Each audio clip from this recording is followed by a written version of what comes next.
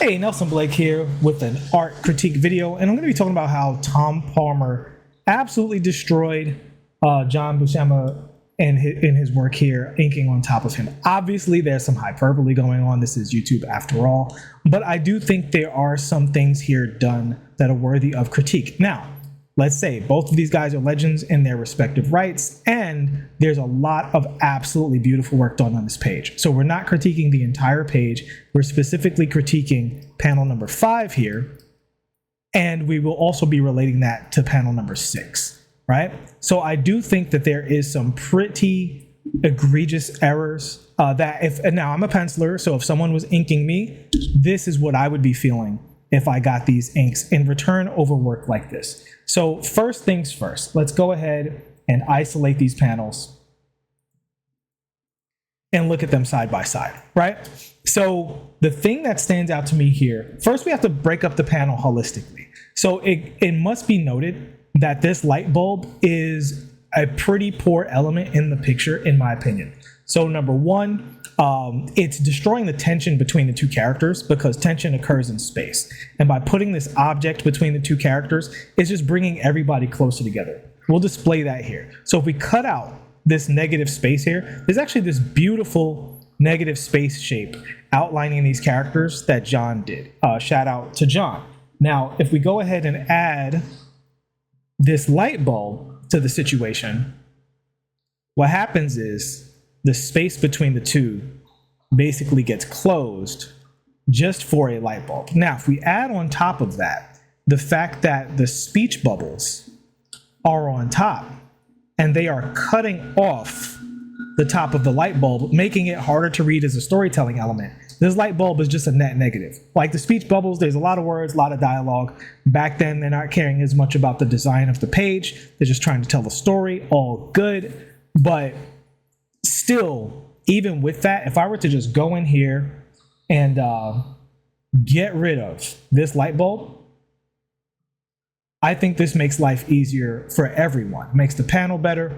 It restores the order of that negative. We get at least a mini version of this negative space that we see here in the panel with the speech bubbles. So the speech bubble, whatever. So anyway, I think that this light also is part of what tripped up Tom, because he tried to make it make sense by adding more shadows in the foreground figure. And so now we'll get into the butchering that I am referring to. So to remove this for a moment, what I absolutely love about what John's doing here is his rhythms, right? So what do I mean by rhythms? By rhythms, I mean the simple black and white, the pattern of black and white. Now here, I went on top of it, purposefully abstract. This is not drawing. This is just recording the rhythms of the black and white of the the way the black and white patterns are arranged, right? So this is where a lot of your abstract design is coming from, right? And we're just going to account for some of these other rhythms here in the hair. We're just literally marking where things are occurring. We're not worried about what they look like and what the rendering is, right? This is just organizing real estate. So if we look at how John organized the real estate of this of this panel, there's some beautiful, beautiful work going on here. And even with an extremely rough organization of that real estate, some of these character elements start to pop out. And when you're working with human beings, things like his mustache and his cuffs and his glasses and his hair, these aren't exaggerated Disney cartoons. So these characteristics are what makes him recognizable from panel to panel. So when we bring the work back in and we look at what Tom did, Tom brought in this shadow on top of his face, right? This deal right here. And he did a bunch of other things that we're going to get into. But by adding this shape to the character, he actually obfuscates a lot of those design elements, right? Because if we look at just the overall simplicity of what John did, and we just, again, reorganize that real estate, look at how beautiful these little patterns are that he's organized for us, right? Look at that. Very, very easy to read. very easy to read. And then if we bring in what Tom did, it gets much less readable by the addition of what are supposed to be, I don't know, more realistic shadows. They're not realistic. It's just more of them.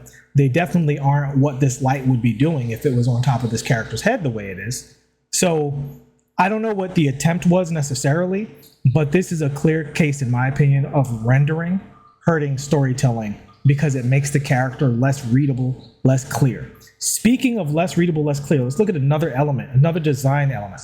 So if we come over to his cuff here, it's a very bold shape. And actually, we're going to talk about his sleeve as well. So we go to his cuff here, same thing, bold shape, anchored by this black, which also contributes to this same overall patterns of blacks and whites. And if we look at the shapes of these folds that he used, right?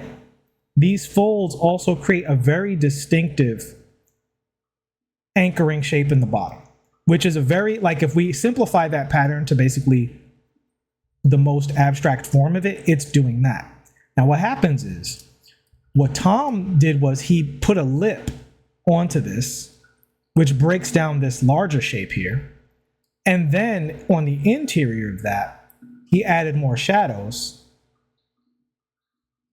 which also breaks down that larger interior shape. So the exterior shape and the interior shape are less distinct because it goes from this very clear shape here, right, with a very clear pattern at the bottom, to this sort of thing.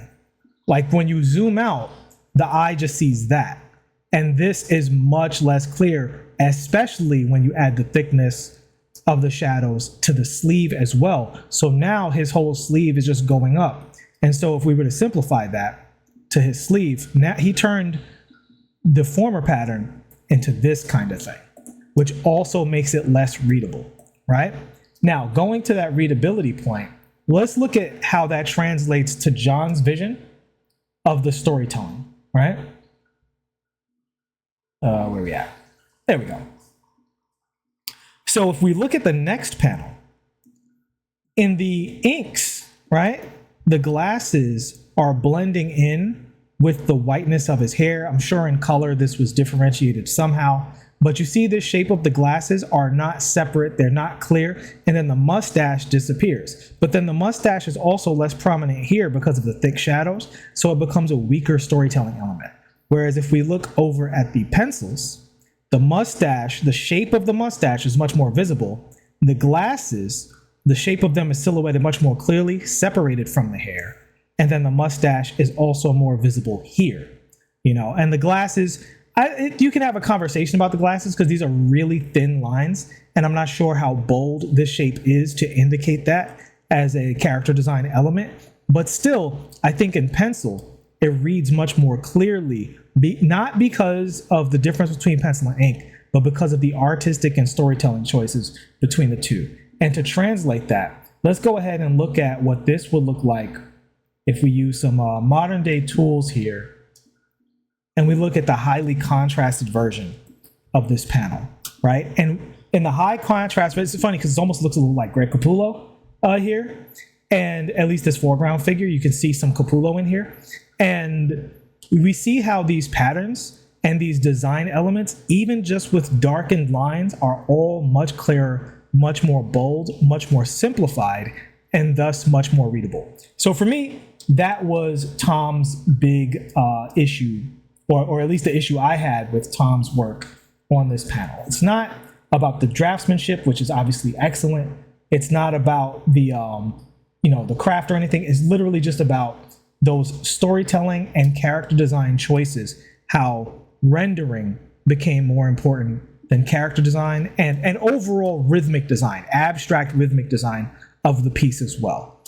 So that is my take on how Tom butchered John's pencils in this particular case. Obviously, I'm being somewhat facetious and tongue-in-cheek because this is overall brilliant work, but I think we can learn from these mistakes, and especially if you're an inker, I think it pays to think about rhythm and character design as opposed to rendering, which I think is a very common inker mistake, and I happen to think that Tom made that mistake right here. If you disagree, let me know. But that's my take on this, and I'll see you guys in the next one. Thanks for watching, and please like and subscribe if you have not already. Peace.